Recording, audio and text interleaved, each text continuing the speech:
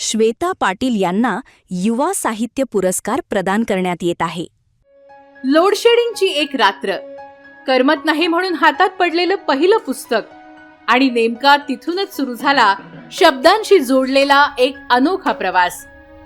जळगावच्या पाचोरा तालुक्यातील पिंपळगाव हरेश्वरची श्वेता पाटील. आई वडील शेतमजूर, पण घरातूनच श्वेताला वाचन संस्कृतीचं बाळकडू मिळालं. गावातील हरेश्वर वाचनालयातून सुरू झालेली ही वाचनाची ओढ पुढे पुण्याच्या नामांकित फर्ग्युसन कॉलेजमध्ये अधिकच समृद्ध झाली.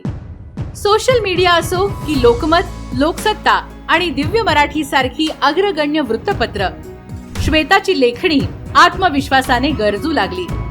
अझीम प्रेमजी युनिव्हर्सिटीतून MA करत असतानाच त्यांच्या संवेदनशीलतेतून पहिली कादंबरी जन्माला आली. आपल्याला काय त्याचं, या पहिल्याच कादंबरीला 2022 सालचा महाराष्ट्र शासनाचा प्रतिष्ठित यशवंतराव चव्हाण वाङ्मय पुरस्कार मिळाला. पुढे 2024 मध्ये निळ्या डायरीची गोष्ट आणि पारिजात सारख्या पत्रांच्या सिरीज मधून त्यांनी वाचकांच्या मनाचा वेध घेतला.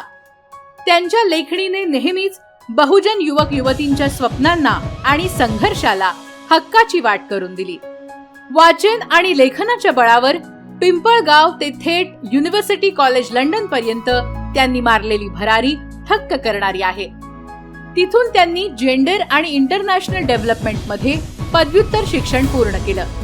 आपल्या लेखनातून जेंडर, कास्ट आणि क्लासच्या प्रश्नांवर अत्यंत ठोस आणि धारदार भाष्य करणाऱ्या श्वेता पाटील यांना यशवंतराव चव्हाण सेंटरचा यशवंतराव चव्हाण युवा साहित्य पुरस्कार देताना आम्हाला अतिशय आनंद होत आहे. टाळ्या झाल्या पाहिजे.